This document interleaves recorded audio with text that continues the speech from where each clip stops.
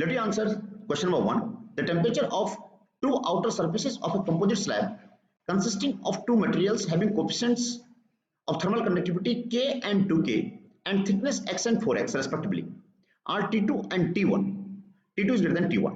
The rate of heat transfer through the slab in steady state is A T2 minus T1 into K by X into F, with F which is equal to A option is 1, B option is 1 by 2, C option is 2 by 3 and D option is 1 by 3. Here in this problem it is mentioned to you इस coefficient of connectivity is K और इसका कितना दे रखा है आपको 2K दे रखा है। यहाँ पे आपको टेम्परेचर कितना है T2 है, यहाँ टेम्परेचर कितना है T1 है।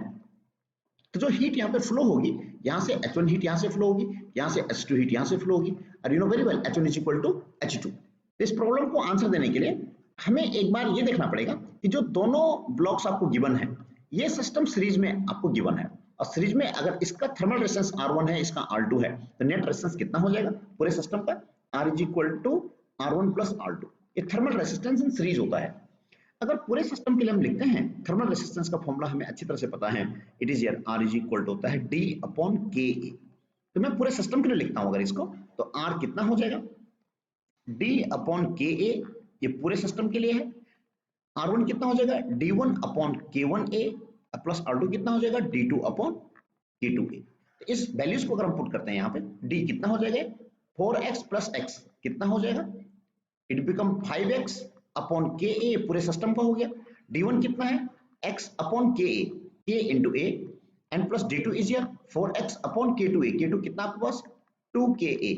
जो इफेक्टिव कंडक्टिविटी है it is represented by K dash. इसको सॉल्व करेंगे तो कितना हो जाएगा x by A is here, x by A is here, x by A is here. In this way 5 upon K dash is equal to, it become here 1 upon K plus 2 by K, it become here 3 by K, K dash become here 5K by 3। अब आप एक काम करेंगे, इस पूरे system के लिए पढ़ लो इसको। पूरा सिस्टम क्या है मेरे पास, let it be this point is C and this point is D। पूरे सिस्टम के लिए रिजल्ट बनेगा वो होता है हमारा rate of heat flow H is equal to होता है KA θ1 माइनस θ2 by D। ये हमारा रिजल्ट होता है पूरे सिस्टम के लिए।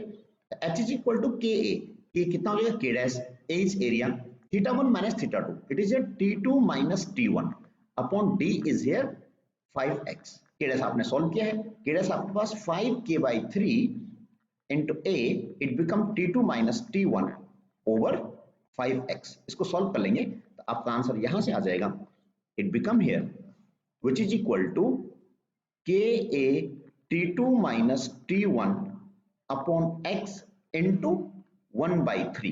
तो आपकी प्रॉब्लम में ये जो रिजल्ट आपको पूछा हुआ है, आपको ये पूछा हुआ है कि KA T2 minus T1 upon x into F। आपको प्रॉब्लम में F की वैल्यू फाइंड आउट करनी है। तो यहां से आप देख सकते हैं F की वैल्यू कितनी आ गई आपकी 1 by 3। In this way your correct option is D is here।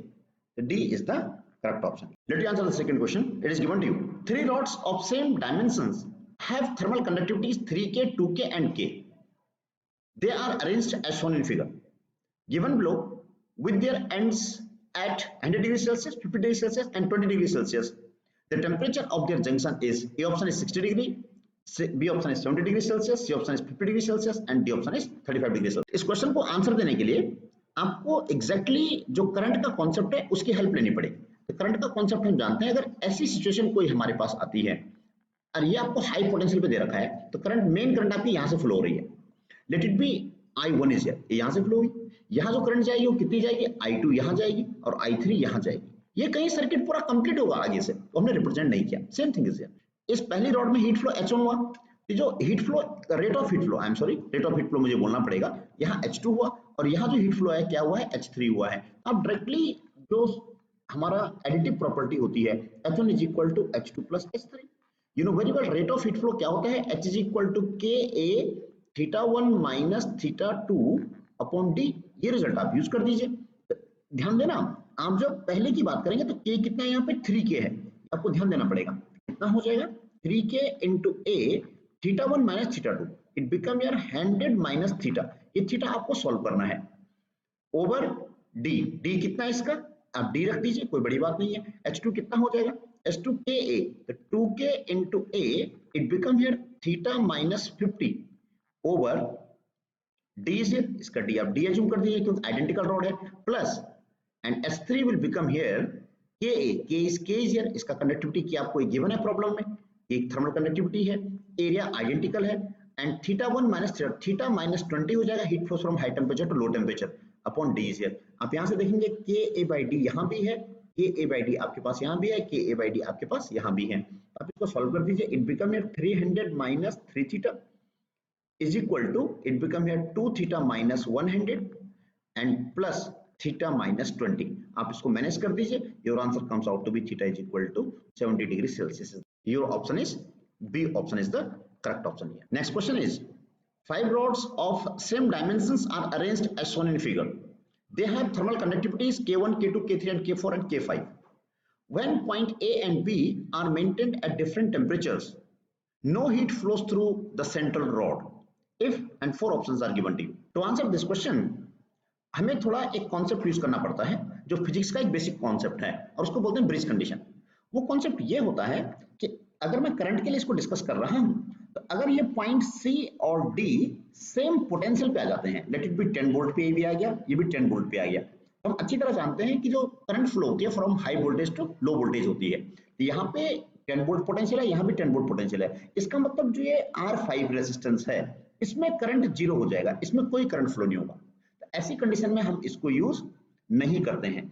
और आपको अगर प्रॉब्लम में ये दे रखा है कि इसमें कोई करंट फ्लो नहीं हो रही है, जैसे I इज इक्वल टू 0, इसमें कोई करंट फ्लो नहीं हो रही है, तो हमारी कंडीशन होती है उस टाइम पे कि R1 अपॉन R2, ये एसेंशियल कंडीशन होती है, is equal to R3 upon R4, R3 upon R4. Resistance की कंडीशन हमारी होती है. अब इस रेसिस्टेंस की कंडीशन को हम यूज करेंगे थर्मल के लिए, थर्मल फिजिक्स के लिए जिसको हम पढ़ रहे हैं. तो हम जानते हैं थर्मल रेजिस्टेंस का फॉर्मूला होता है D अपॉन Ka. तो आप यहां से देख सकते हैं कि R thermal is proportional to 1 upon K, means resistance is proportional to 1 upon K. तो ये रिजल्ट क्या बन जाएगा, ये बन जाएगा, रेसिप्रोसिटी होती है तो रिवर्स हो जाएगा. इट मींस ये बन जाएगा K2 upon K1 is equal to K4 upon K3. In this way K2 K3 is equal to K1 K4. In this way, K1, K4 become equal to K2, K3. It is the correct answer here, and your correct option is B is the correct option. Next question is, the figure shows a system of concentric spheres of radii R1 and R2 and kept at temperatures T1 and T2 respectively. The radial rate of flow of heat in a substance between the two concentric spheres is proportional to, and 4 options are given to you. A is R1 R2 upon R1 minus R2, B is R2 minus R1, C is R2 minus R1 into R1 R2 and D option is log of R2 upon R1.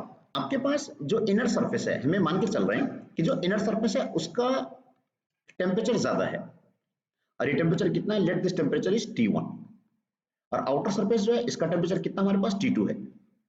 Late it B, outer temperature मैंने यहाँ पे T2 represent कर दिया है, inner temperature कितना है T1 है, तो T1 is greater than T2. T1 greater than T2 है, इसका मतलब heat will flow in this direction, बाहर की तरफ हीट फ्लो होगी. तो वो इसी हीट फ्लो के रेट को हमें डिस्कस करना है. इसको डिस्कस करने के लिए मैंने अपने डिस्कशन के लिए एक स्मॉल सेगमेंट यूज किया है. तो जो स्मॉल सेगमेंट मैंने यूज किया है उसका रेडियस कितना है, R है यहाँ पे, और उसकी थिकनेस मेरे पास यहाँ पे dr है. Let this much thickness is dr, ये इसकी थिकनेस मैंने कंसीडर कर दिया dr, ये वाला. अब यहाँ पे इनर रेडियस आपको गिवन है R1 एंड आउटर रेडियस आपको गिवन है R2. तो जो dr का जो इंटीग्रेशन होगा, जब हम इसको डील करेंगे समझेंगे, तो dr को जब हम चेक करेंगे तो dr की जो लिमिट हमारे पास आएगी वो कहां से कहां तक आ जाएगी, R1 से लेकर के R2 तक. और टेम्परेचर की अगर हम लिमिट की बात करते हैं, टेम्परेचर ग्रेडिंग लिमिट कहां से कहां आते हैं, T1 से लेकर के एंड T2 तक. इस तरह से हमें इस कॉन्सेप्ट को यूज करना पड़ेगा. Rate of heat flow that we know very well, rate of heat flow H is equal to dq by dt is equal to Ka d theta, ये टेम्परेचर रेंज हो गई हमारे पास, अपॉन डिस्टेंस, डिस्टेंस कितने हमारे पास dr, is to be kept in mind. ये जो मैंने rate of heat flow use किया है ये सेगमेंट के लिए, ये आपने इंपॉर्टेंट पॉइंट दिमाग में रखना है, ये मैंने ओनली सेगमेंट के लिए यूज किया है. और सेगमेंट को अगर आप ढंग से देखें तो सेगमेंट की जो थिकनेस है जिसको हम सिंपल d बोलते हैं, वो थिकनेस कितनी आ जाएगी, dr आ जाएगी. तो यहाँ पे अगर मैं वैल्यूज पुट करता हूं तो आपका रिजल्ट कितना बन जाएगा, यहां से आ जाएगा H is equal to Ka. Area is 4 pi r square, it being spherical shape, into d theta by dr. यहां से हम इसको अरेंज कर सकते हैं. dr by r square become equal to 4 pi k by h into d theta. अब इसको integrate कर दीजिए. Integration of dr by r square from r1 to r2 is equal to 4 pi k by h into integration of d theta. Temperature है, कहां से कहां तक है, T1 to T2. आपको h को फाइंड आउट करना है, तो लेटर ऑन हम h को सॉल्व कर लेंगे. तो इसका इंटीग्रेशन आप जानते हैं ये होता है -1/r from r1 to r2 is equal to 4 pi k by h and it become here theta from T1 to T2. अब आप यहाँ पे इसको मैनेज कर दीजिए. it become here minus of 1/r2 minus 1/r1 is equal to 4 pi k by h and it is here T2 minus T1. तो यहां से इसको सॉल्व करेंगे तो कितना हो जाएगा, ये हो जाएगा 1/r1 minus 1/r2. मैंने माइनस साइन को यहाँ यूज कर दिया है. 4 pi k by h T2 minus T1. इसको अगर हम आगे सॉल्व करते हैं, it become here r2 minus r1 upon r1 r2 is equal to 4 pi k by h into T2 minus T1. In this way all things are constant and therefore h is proportional to, इसको आप देखेंगे ये बन जाएगा r1 r2 upon r2 minus r1. T1 is less than T2. तो उस case में हमारे पास जो हीट फ्लो बनेगा वो बन जाएगा r1 r2 upon r1 minus r2. In this वे आपका जो आंसर रहेगा ये आंसर आ जाएगा आपका. अरे आपका आंसर कौन सा है, it is your option A is the correct option.